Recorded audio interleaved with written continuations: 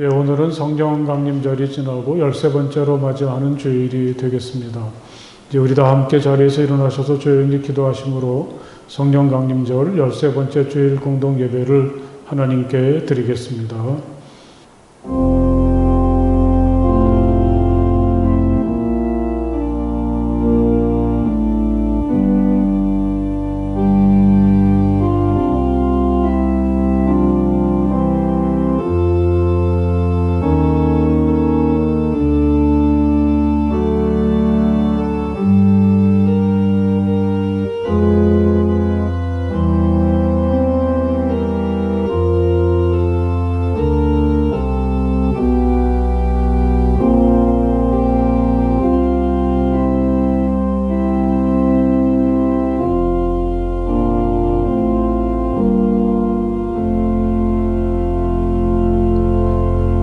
나의 임금님이신 하나님, 내가 주님을 높이며 주님의 이름을 영원토록 송축하렵니다.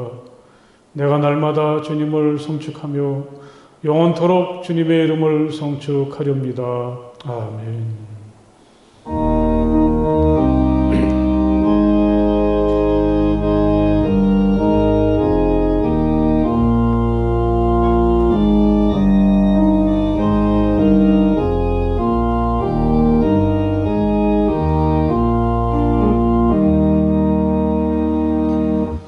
멸류관 보소서 주 앞에 드리세 저 천사 기쁜 노래가 온 땅에 퍼지네 내 혼악 깨어서 주 찬송하여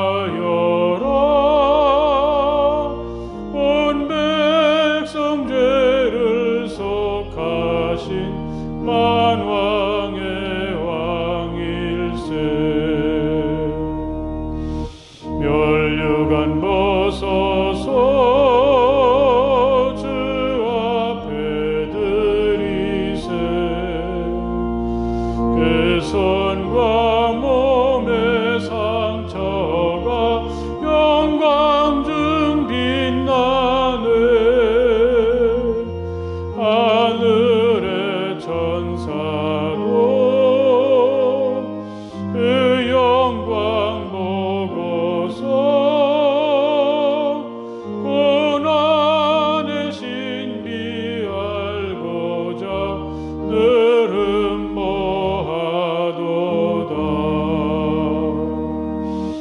멸류관 보소서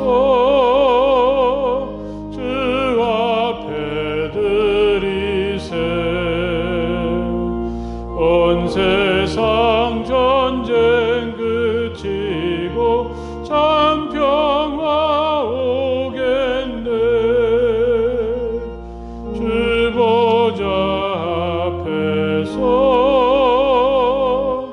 온 백성 엎드려 그 한량없는 영광을 늘 찬송합니다.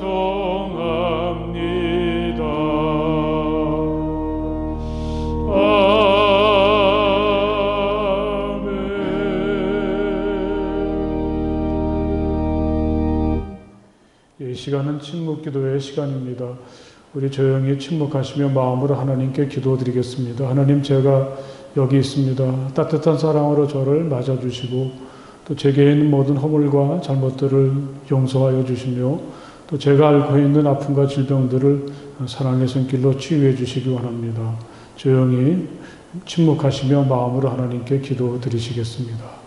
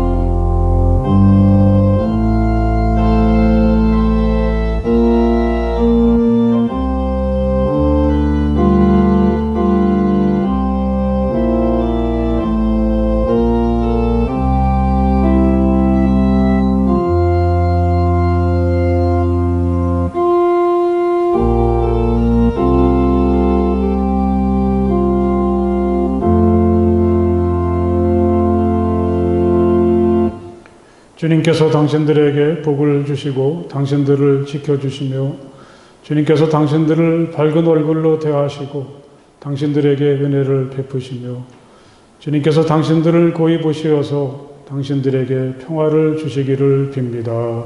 아멘.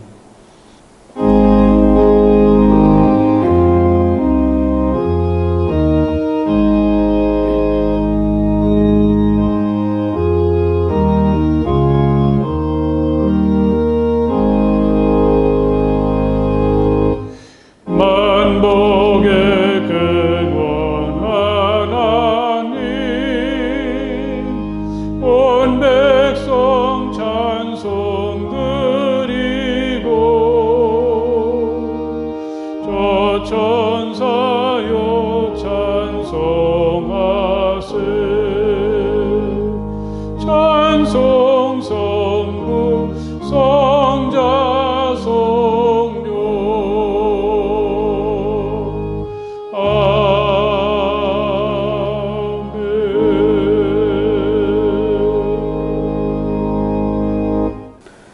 은혜로우신 하나님 아버지, 오늘 거룩한 주일에 저희들을 주님 앞에 불러주시고 귀한 말씀으로 저희들의 영혼을 강건하게 하시니 감사와 찬송을 드리옵나이다.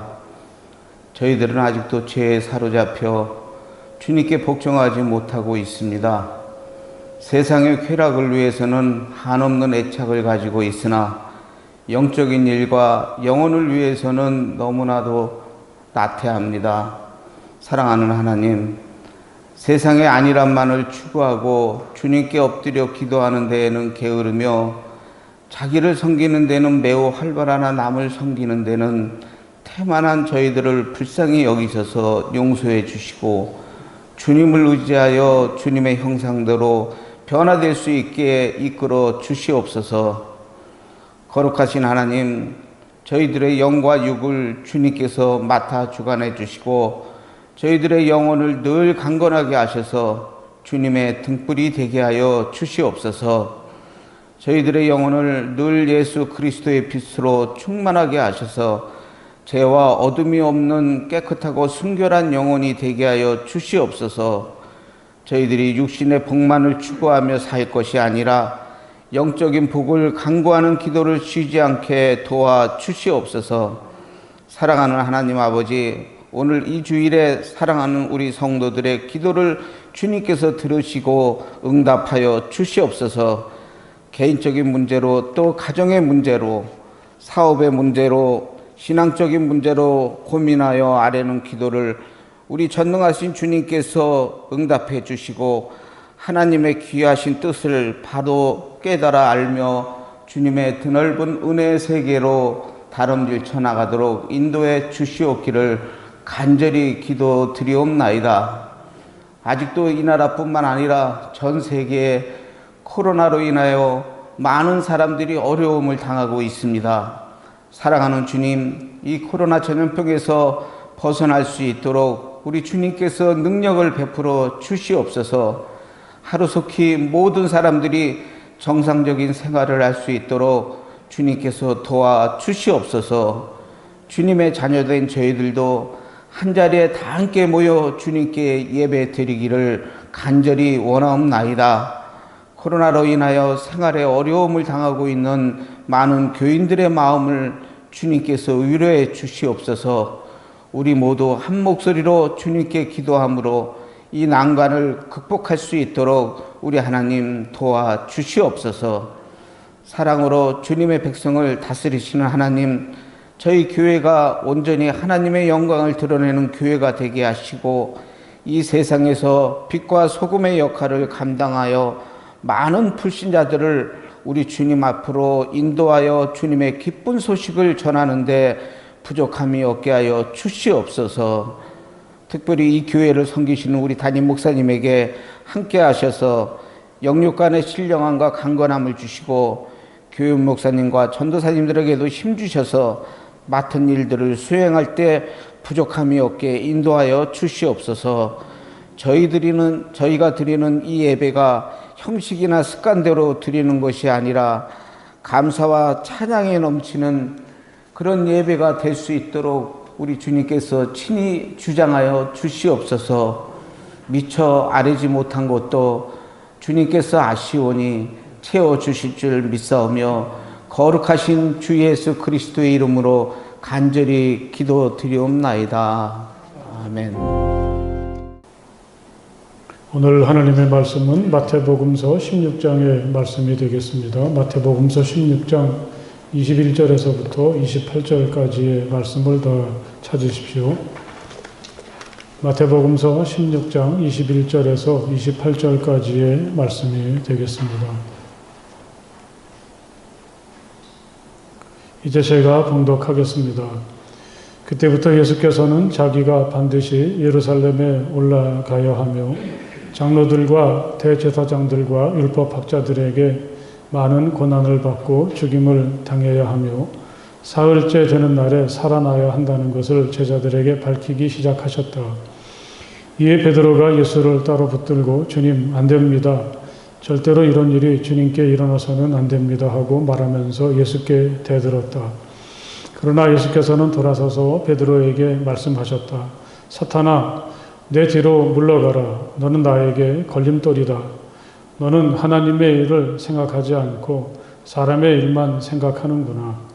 그때 예수께서는 제자들에게 말씀하셨다. 누구든지 나를 따라오려거든 자기를 부인하고 제 십자가를 지고 나를 따라오너라. 누구든지 자기 목숨을 구하고자 하는 사람은 잃을 것이요 나 때문에 자기 목숨을 잃는 사람은 찾을 것이다. 사람이 온 세상을 얻고도 제 목숨을 잃으면 무슨 이득이 있겠느냐? 또 사람이 제 목숨을 되찾는 대가로 무엇을 내놓겠느냐? 인자가 자기 아버지의 영광에 쌓여 자기 천사들을 거느리고 올 터인데 그때에는 그는 각 사람에게 그 행실대로 갚아줄 것이다. 내가 진정으로 너희에게 말한다. 여기에 서 있는 사람들 가운데는 죽음을 맛보지 않고 살아서 인자가 자기 왕권을 차지하고 오는 것을 볼 사람들도 있다. 아멘. 하나님께서 내려주시는 은혜와 평화가 이 주일 아침에 이곳에 모여서 예배 드리고 계신 분들, 또 오늘 주일이지만 교회에 오고 싶어도 오지 못하고 가정에서 또는 있는 곳에서 하나님을 예배하는 모든 분들에게 충만하시기를 간절히 바랍니다. 내일 주일이지만 가정에서 예배 드리십시오. 교회에 오지 마십시오. 이런 문자를 보내기는 처음입니다. 목사로서 정말 하지 말아야 될 말을 교인들에게 했구나. 그런 아픔이 있습니다. 그래도 우리가 이 어려운 시간을 잘 참고 견딜 때 좋은 시간이 오리라는 것을 믿습니다. 그러니 여러분들도 잘 참고 견디십시오. 저 언덕 너머에 하나님께서 우리를 위해서 준비하신 좋은 시간을 기대하면서 하나님을 향한 희망으로 잘 견뎌낼 수 있기를 간절히 바랍니다. 서로 함께 마주 보시면서 잘 견뎌냅시다. 우리 가정에 계신 분들도 그렇고 한번 인사를 나눠보십시오. 잘 견뎌내십시다. 이번 생은 망했다. 자꾸 이 말을 들먹거리면 여러분들도 기분이 좋지 않으실 텐데 이 말이 참 충격적입니다. 그만큼 현실이 힘들고 희망을 가질 수가 없다는 이야기겠죠.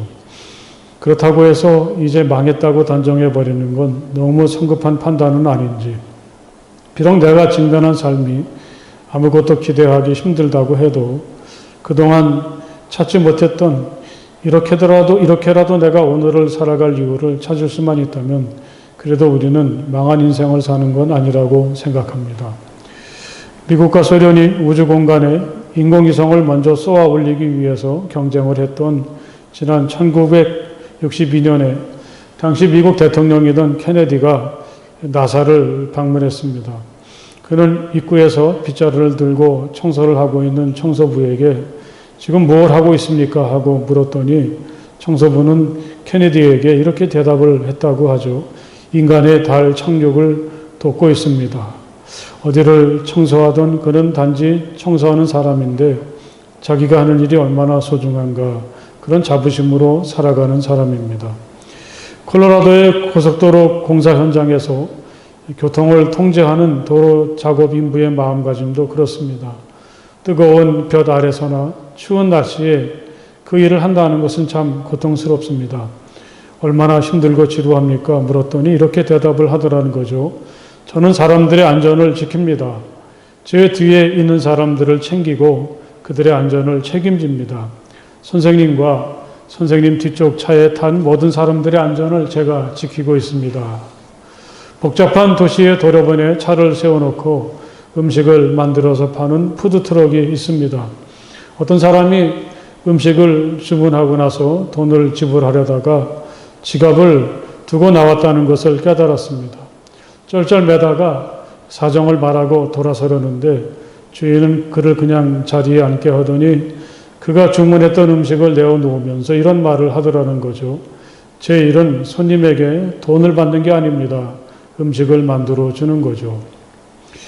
우리들 중 누구도 생명이 있는 한 이번 생은 망했다 이렇게 말할 수는 없습니다. 비록 희망이 보이지 않는 것 같고 아무리 애를 쓰고 수고를 해도 달라질 게 없는 고단한 삶이라고 해도 우리가 생각해 보았던 세 사람의 이야기를 들어보면 우린 누구나 자기의 오늘에 감사하고 자기가 하는 일에 소중히 여기며 살아야 할 권리가 있고 책임도 있다는 것을 깨닫게 됩니다. 오늘 말씀을 읽어보면 그야말로 흥분과 충격의 연속이죠. 지난 주일에 베드로는 예수님으로부터 너는 주님의 교회의 반석이 될 거다. 그런 극찬을 들었었는데 오늘의 베드로는 주님을 걸려서 넘어지게 하는 걸림돌이라고 심지어는 사탄이라고 내 앞에서 얼쩡거리지 말고 뒤로 가라는 심한 질책을 들었습니다. 든든한 반석과 같은 사람이 어떻게 판단하고 행동하는가에 따라서 걸림돌로 전락하는 데는 그렇게 오랜 시간이 걸리는 것 같지는 않습니다. 어쩌면 오늘도 그럴지 모릅니다.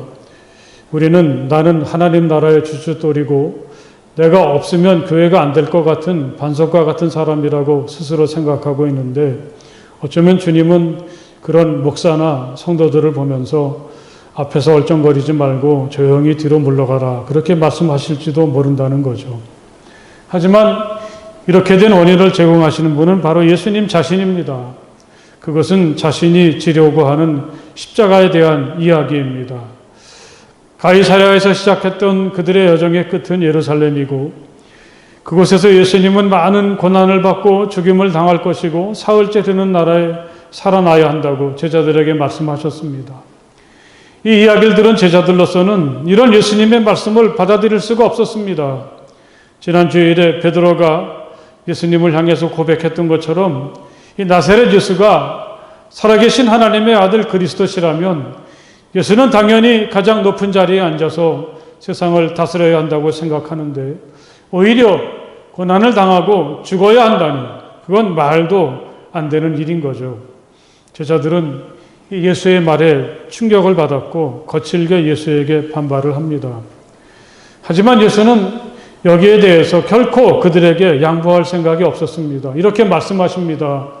누구든지 나를 따라오려거든 자기를 부인하고 제 십자가를 지고 나를 따라오너라.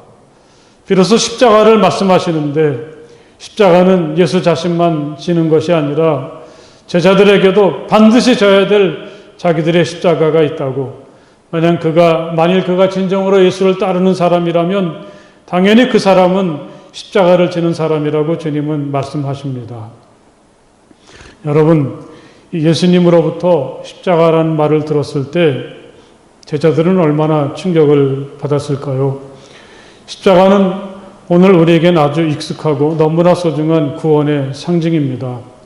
이스라엘이 광야를 지날 때 그들이 성막과 그 안에 있는 언약궤를 바라보면서 위로를 받고 힘을 얻지 않았습니까? 우리에겐 십자가가 있습니다. 나를 사랑하시고 구원하시고 오늘도 나와 함께 하시는 하나님을 드러내는 십자가가 있는 거죠. 우린 때로 무섭다가도 십자가를 바라보면서 마음을 가라앉히기도 하고 또 많이 흔들리다가도 멀리서 빛나는 이 교회 종탑의 십자가를 바라보면서 힘을 얻게 되기도 하지 않습니까? 하지만 당시 제자들에겐 십자가는 큰 충격이죠. 그들에겐 십자가는 지금 우리가 생각하는 것과는 너무 다릅니다. 바울도 십자가를 가리켜서 유대 사람에게는 거리낌이고 이방 사람에게는 어리석은 일이라고 하였는데 이건 참 점잖은 표현이라고 하겠습니다. 십자가는 당시엔 가장 흉악한 죄를 범했던 사람들을 처형하는 사형의 방법 중에서 가장 잔혹한 것입니다. 사람을 산 채로 나무에 매달아 놓고서는 모든 고난을 다 겪게 한 후에 그에게 남아있는 모든 힘을 다 소진하게 한 다음에 죽음에 이르게 하는 가장 잔인한 죽음의 방법이죠. 로마 시민은 십자가형을 면하게 했다는 이야기도 있습니다. 이 사람이 십자가에 매달려 죽는다는 것은 유대인들의 정서에서도 받아들이기가 힘든 일이죠. 이 저주받은 사람이 아니고서는 나무에 매달린 채로 죽음을 맞이할 수는 없습니다. 신명기를 보면 나무에 달린 사람은 하나님께 저주를 받은 사람이란 말이 있습니다. 이렇게 생각해 보면 제자들이 반대하는 것도 그렇게 지나친 행동은 아닙니다. 그들이 생각해 보면 하나님의 아들 그리스도이신 예수가 십자가를 진다는 것은 정말 있을 수가 없었습니다. 그건 예수가 흉악한 범죄자로 전락하는 일이고 그것은 예수가 하나님의 저주를 뒤집어 쓰는 일입니다. 십자가가 그렇다는 걸 잘 아시는 예수가 자신은 말할 것도 없고 만일 그 사람이 주님의 제자로 살고 싶은 사람이라면 당연히 그 자신도 주어진 십자가를 짊어지고 주님을 따라야 한다고 단호하게 말씀을 하시는 거죠. 이 십자가는 예수에게도 결코 쉬운 일은 아니었습니다. 예수는 십자가를 생각하면서 얼마나 많은 고민을 했을까요? 십자가를 지기 전날 밤에도 십자가 앞에서 고민을 하셨고 또 십자가 위에서도 내가 하나님의 아들이라면 거기서 뛰어내려오라고 하는 사탄의 유혹을 당하기도 하셨습니다. 그럼에도 불구하고 예수가 십자가를 지려 하셨던 까닭은 무엇이겠습니까? 예수 자신뿐 아니라 예수를 하나님의 아들 그리스도로 고백하는 베드로나 제자들 그리고 오늘을 사는 우리들에게도 십자가를 져야 한다고 하시는 예수님의 마음은 어떤 것입니까? 예수에게 십자가는 무엇입니까?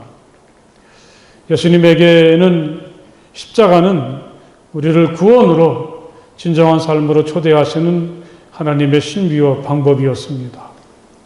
십자가는 겉으로 보기에는 죽음과 저주를 의미하지만 예수는 십자가야말로 모든 사람들을 참된 생명에 이르는 길이라고 확신하셨습니다. 21절을 보면 자신이 받을 고난에 대한 예고는 부활에 대한 확신으로 이어지죠. 사흘째 되는 날에 살아나야 한다. 주님은 이렇게 말씀을 하십니다.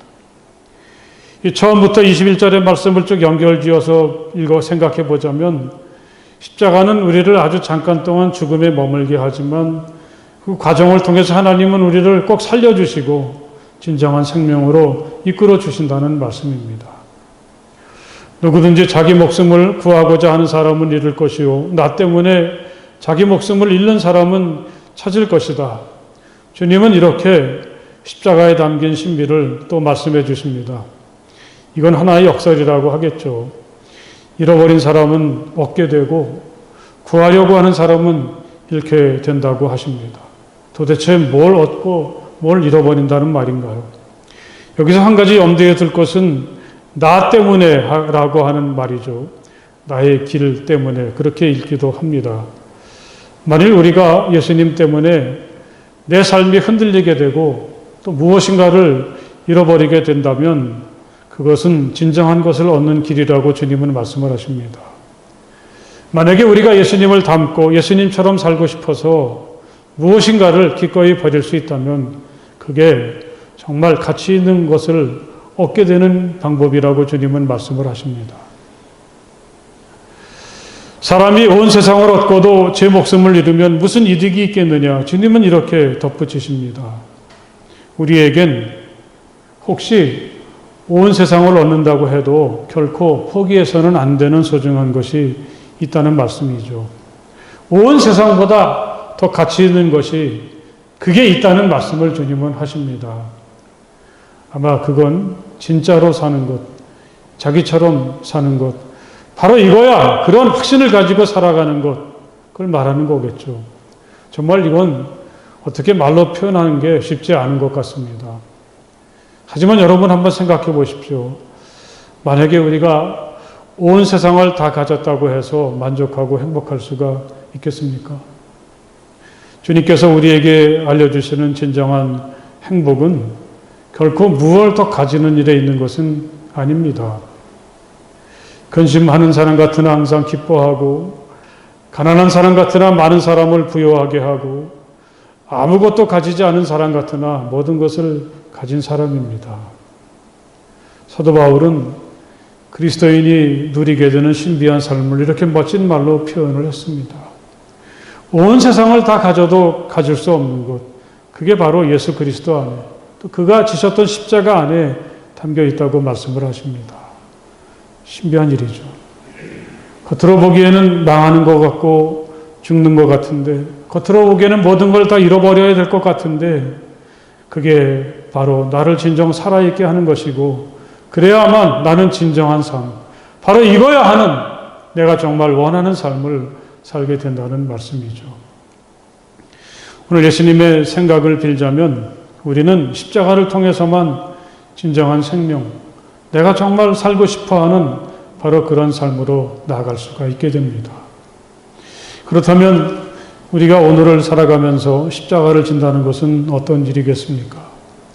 예수님은 친히 골고다의 언덕에서 십자가를 지셨지만 그게 주님이 우리에게 기대하시는 십자가는 아닐 것입니다. 내 십자가, 내가 져야 할 십자가가 있다면 그것은 나의 삶이 변해서 이 그리스도이신 예수에게 영향을 받아서 예수를 닮고 예수처럼 살아간다는 것을 말하는 게 아니겠습니까? 너는 하나님의 일을 생각하지 않고 사람의 일만 생각하는구나. 예수님은 자신의 십자가의 길을 가로막는 베드로에게 이렇게 말씀을 하셨습니다. 십자가는 결국 사람의 일에서 벗어나서 하나님의 일을 생각하는 것이라 말할 수가 있겠습니다. 이 사람의 일과 하나님의 일의 차이점이 무엇이겠습니까? 우리가 어디서 무슨 일을 하든지 나를 생각하면서 단지 나의 이익이나 즐거움만을 위해서 일한다면 그게 바로 사람의 일이라고 생각해 보았습니다. 만약에 그게 겉으로는 하나님을 위해서 하는 일처럼 보인다고 해도 말이죠. 여기에 비해서 하나님의 일이란 지금 내가 하는 일을 하나님께서 맡겨주신 일로 받아들이고 일을 하면서도 어떻게 하면 하나님을 드러낼 수 있을까? 우리가 그런 고민을 하면서 일하게 된다면 그 사람은 바로 하나님의 일을 하는 사람이라 그렇게 말씀드릴 수가 있겠습니다. 처음에 소개해드렸던 그 자기 직업을 대하는 세 사람을 다시 생각해 보십시오. 우리의 관점에서 보다면 그 사람들은 그다지 좋은 직업을 가지고 있지는 않을 수도 있습니다. 청소를 하고 도로 공사 현장에서 차량을 안내하고 거리에 푸드트럭을 세워놓고 음식을 파는 사람들 말이죠. 그렇지만 그들을 가만히 보면 그들은 결코 평범하지는 않습니다. 하나같이 자기들이 하는 일을 소중히 여기고 자부심을 가지고 그 일을 하는 것 같은데 어쩌면 그들은 자기들에게 주어진 직업을 대할 때 이건 하나님께서 내게 맡기신 아주 소중한 일이야 하는 생각이 있지 않았을까요? 바로 이게 하나님의 일을 하는 사람들의 모습이라고 하겠습니다. 십자가는 반드시 교회 안에 또는 교회 지붕 꼭대기에 세워져야만 하는 것은 아닙니다. 히브리서에서 예수님의 십자가가 세워진 것이 예루살렘 성 밖이라는 것을 이 히브리서의 기자는 지적하면서 이런 말을 하죠. 그러므로 우리도 진영 밖으로 나가 그에게로 나아가서 그가 겪으신 치욕을 짊어집시다. 이 말씀에 따르자면 우리가 자신의 십자가를 세워야 할 곳은 교회가 아닌 이 세상 한가운데죠. 지금 내가 하는 일은 하나님께서 나에게 맡기신 일이다. 그런 생각으로 일할 때 내 유익을 위해서가 아니라 하나님의 사랑을 위해서 나는 지금 이 일을 하고 있어. 이런 마음으로 일할 때 우린 누구나 다 십자가를 지는 사람이 된다는 것을 기억하시길 바랍니다. 자기를 부인하고 주님은 또한 이렇게도 말씀을 하셨습니다. 이건 우리에겐 참으로 받아들이기 쉽지 않지만 우리 자신과 하는 일을 자유롭게 하고 우리의 안목을 넓게 하는 길이라고 생각해 보았습니다. 그 푸드트럭을 하는 사람이 바로 나였다고 한번 생각해 보십시오. 바쁘고 정신이 없는데 어떤 사람이 음식을 주문해서 열심히 만들어 주려고 하는데 그만 지갑을 가지고 오지 않았다고 합니다. 그때 우리 마음이 편할 일이 없겠죠. 이 일을 해서 도대체 내가 얼마나 번다고 이런 사람을 만났을까 그렇게 생각할 수도 있습니다. 그렇지만 그런 손님에게 이렇게 말하면서 음식을 내놓지 않습니까? 제 일은 손님에게 돈을 받는 게 아닙니다. 음식을 만들어 주는 거죠. 만약에 그때 그가 자기만 생각했다면 어쩌면 그는 혹시 저 같아도 그랬을 것 같아요. 돈을 가지고 올 때까지 나는 당신에게 음식을 줄 수 없습니다. 하루에도 내가 얼마나 이런 일을 자주 당하는지를 아십니까? 그렇게 말했을 것 같습니다. 아마 그 손님은 다시는 그것을 찾지 않았겠죠. 하지만 그가 선뜻 음식을 내놓았을 때 아마 그 손님은 그 음식을 먹고 나서 그 날을 넘기지 않고 음식값을 가지고 다시 그것을 찾지 않았을까요? 그리고 그 있었던 일을 다른 사람들에게도 소개하면서 자주 그것을 찾아가서 그 사람과 친구가 되었을지도 모른다는 즐거운 상상을 해보게 됩니다. 자기를 부인한다는 것은 참 어려운 일이긴 하지만 멋진 일입니다. 그건 자기 한계를 넘어서는 그런 일이 되기도 하는 것입니다. 내 눈앞에 있는 유익만을 추구하는 데서 좀 벗어나서 좀 자유롭게 될 수가 있습니다. 지금 당장 내게 돌아올 이익은 뒤로 하고 여기서 나의 일을 맡기신 하나님을 생각하면서 어떤 일을 하든 자부심을 가지고 일할 수가 있죠. 내가 하는 이 일을 통해서 사람들에게 기쁨을 주고 사람들을 행복하게 하려고 하는 그런 멋지고 건강한 목적을 잃지 않고 살아가는 방법이 바로 자신을 비우는 일에서부터 시작이 됩니다. 자기를 버리는 일에서부터 열립니다. 바로 그게 우리의 십자가라고 할 수가 있겠습니다. 예수는 그리스도에게 십자가를 주신 것인가? 십자가를 주셨기에 그리스도가 되신 것인가? 제가 신학교 4학년 때 읽었던 책에서 던졌던 질문입니다. 근본적으로 다른 입장을 가지고 있는 예수에 대한 두 가지 시선이 여기에 함축된 것이지만 십자가 없이는 예수를 생각할 수 없는 것은 분명합니다. 십자가의 예수는 십자가는 고통이고 저주받은 삶의 상징이라는 십자가에 대한 고정관념을 완전히 바꾸어 놓으셨습니다. 이제 예수님을 통해서 십자가는 사랑이고 구원이고 자유이고 생명입니다. 여러분, 이게 주님께서 십자가를 통해서 우리에게 주시는 하늘의 선물인 것을 믿으시기 바랍니다. 우리의 삶은 참 모호하지 않습니까? 더욱더 뼈저리게 그걸 느끼면서 지금 우리가 살고 있습니다. 하루하루 사는 게 고통스럽기도 하고 우리의 오늘은 하나님의 사랑, 하나님의 은혜나 축복과는 너무나 먼 거리에 있는 것 같죠. 이런 우리의 현실을, 우리가 맞이하는 현실을 바라보는 눈을 바꾸어 주시는 분이 바로 십자가의 주님이시죠. 우리는 나를 위해 십자가를 주신 주님을 바라보면서 이 어렵고 힘든 현실 속에서도 나를 향한 하나님의 사랑을 알게 되고 자신의 소중함을 깨닫게 되고 그러는 동안 우리는 전혀 다른 모습으로 오늘을 살아갈 수가 있게 됩니다. 이 나사렛 예수를 십자가를 떠나서는 생각할 수 없는 것처럼 그의 뒤를 따르는 우리들도 십자가 없이는 생각할 수 없다는 사실을 여러분 마음속에 새기시기를 간절히 바랍니다. 지금 나에게 십자가는 어떤 것입니까? 십자가를 진다는 것은 여전히 부담스럽기도 하고 막연한 것처럼 다가오기도 하지만 이 십자가는 진정한 삶을 향한 우리 주님의 초대라 그렇게 말할 수가 있겠습니다. 십자가는 우리에게 주어진 삶을 사명감을 가지고 살아가게 합니다. 내가 하나님의 사람이라는 걸 우리는 십자가를 지려 할 때 실감할 수가 있습니다. 여기서 말하는 사명이란 단지 교회 안에서 받은 직분에 국한되는 것은 아닙니다. 소명이라고 하는 것이 더 좋겠습니다. 지금 내가 하는 일, 내 직업에는 이 일을 맡기신 하나님의 부르심이 있습니다. 하나님의 일을 한다는 사명감은 내게 맡겨진 일을 충성되게 그리고 기쁘고 즐겁게 할 수가 있게 하지 않습니까? 십자가는 내가 얼마나 소중한 사람인가를 몸으로 깨닫게 해주기도 합니다. 만약에 우리가 정말 시시한 사람이고 아무것도 아닌 사람이라면 어떻게 주님께서 우리들 한 사람 한 사람을 이 자리로 부르셔서 너도 십자가를 좀 져야 되겠다. 십자가를 맡겨주셨겠습니까? 그만큼 주님은 우리를 아주 소중히 여겨주시고 믿어주십니다. 그러니까 우리에게 십자가를 지라 그렇게 말씀을 하시는 거죠. 나에게 십자가가 있다는 것은 자랑이고 영광이란 사실을 마음속 깊이 새기시기를 간절히 바랍니다. 십자가는 우리의 삶에서 중요한 전환점이라고 하겠습니다. 그건 나만을 위한 삶을 넘어서서 함께 살아가는 너를 생각하는 것이고 나를 이 땅에 보내셔서 지금 이런 모습으로 여기에 살게 하신 하나님을 바라보면서 살아가게 되었다는 것을 말해줍니다. 여러분, 이건 정말 놀랍고도 중요한 변화가 아니겠습니까? 하나님 없이, 너도 없이 살아가던 내가 하나님의 사랑 안에서 하나님과 너를 위해서 무엇인가 하고 있다는 것만 생각해도 우리는 행복해질 수 있습니다. 여러분, 이제 우리는 다시 십자가 앞에 서야 하겠습니다. 지금 내가 십자가를 진다는 것은 무엇입니까?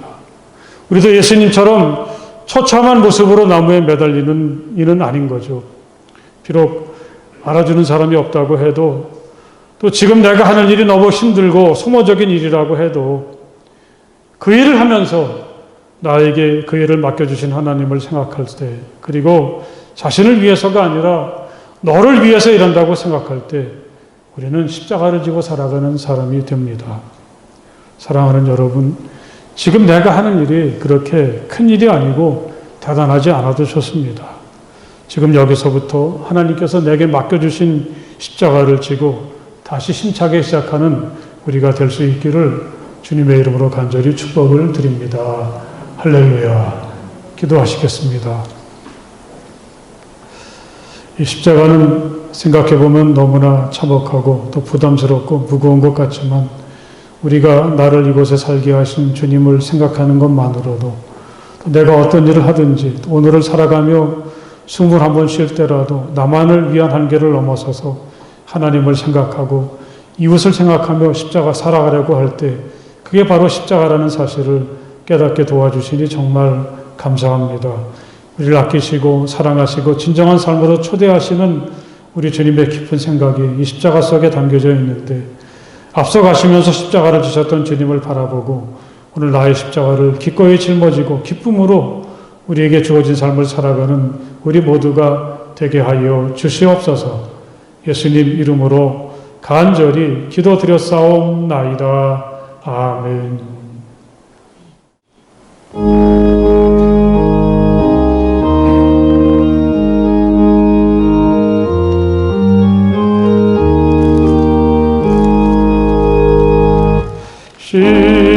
십자가를 내가 지고 주를 따라갑니다. 이제부터 예수로만 나의 법에 삼겠네. 세상에서 그 기영아 모두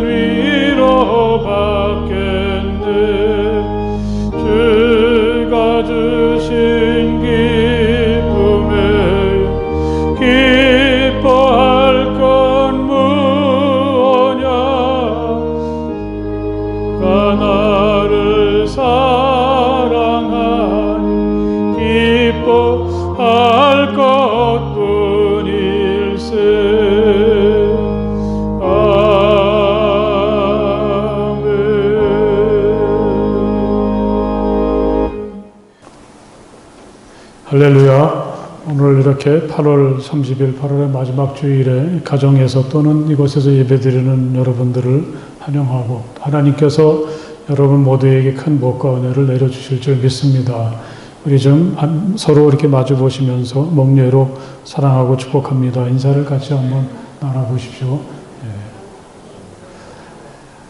이 코로나가 좀 잠잠해져야 되는데 더 기승을 부려서 원래는 이렇게 2주간 동안만 이런 상태로 가고 또 잘하면 9월 초부터 다시 모든 게 좀 회복이 될 수 있겠다 생각을 했는데 우리의 바람대로 잘 되지 않는 것 같습니다. 그래서 당분간은 이런 식으로 우리가 예배를 진행해야 되는데 여러분들이 영상을 통해서라도 꼭 예배를 드리시면서 하나님 앞에 사랑과 믿음을 고백하시기 바라고 또 우리 어린이들을 위해서는 이 전날 토요일에 그 어린이를 위한 영상이 우리 부모님들에게 전송이 되니까 그 영상을 통해서 아이들이 믿음을 잃지 않도록 여러분들이 힘써주시기를 부탁을 드립니다. 또 새벽기도회와 수요일 저녁 예배는 가정이나 여러분들이 계신 곳에서 기도로서 그렇게 대신하도록 하겠습니다. 이 코로나의 와중에서도 우리 각각 속을 중심으로 공감복음서 통독이 아주 은혜스럽게 잘 진행되어서 이제 9월 1일이면 끝나게 되는데 함께 하면서 같이 은혜를 나눠주신 모든 분들에게 정말 감사드리고 또 애써주신 석장님들 수고 많이 하셨습니다. 이렇게 한 번으로 끝나는 게 아니라 조금씩 한 열흘씩 쉼의 시간을 가진 다음에 계속해서 이 성경 통독 일정을 가지려고 하는데 정말 이 시간이 말씀에 깊이 빠지는 또 말씀을 통해 은혜 받는 기회가 될 수 있길 바랍니다. 앞으로의 일정을 여러분들에게 말씀을 드리니까 참고하시고 또 이렇게 다시 시작할 때 그동안 함께 하시지 못한 분들도 같이 참여하시면 정말 좋겠습니다. 코로나 때문에 거의 교회가 문을 닫을 지경이 되었지만 저는 그저 아침 먹으면 교회에 출근했다가 저녁 때가 되어서 이제 퇴근하고 이제 그렇게 하는 일을 반복하고 있는데 여러분들의 사정이 정말 궁금하기도 합니다.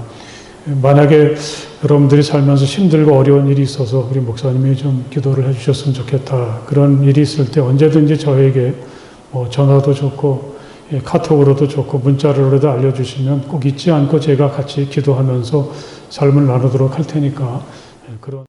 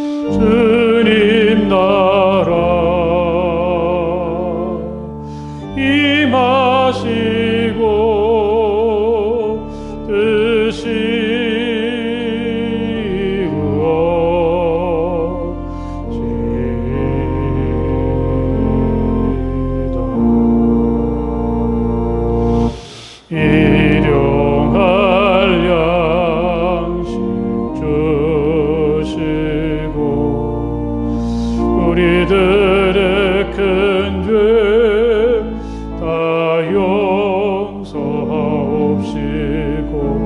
또 시험에 들게 마시고 악에서 구원하소서. 대개 주의 나라 주의 권세 주의 영광 영원히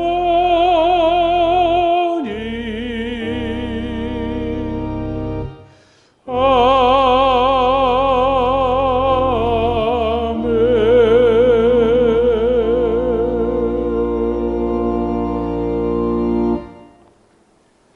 이제는 우리 주 예수 그리스도의 그 크신 은혜와 우리 아버지 하나님의 그 넓고 무한하신 사랑하심과 성령 안에서의 거룩한 사귐이 마음을 다해서 우리 주님을 찬양하고 예배하는 모든 주님의 자녀들 가운데 영원토록 함께하여 주시기를 간절히 축원하옵나이다. 아멘.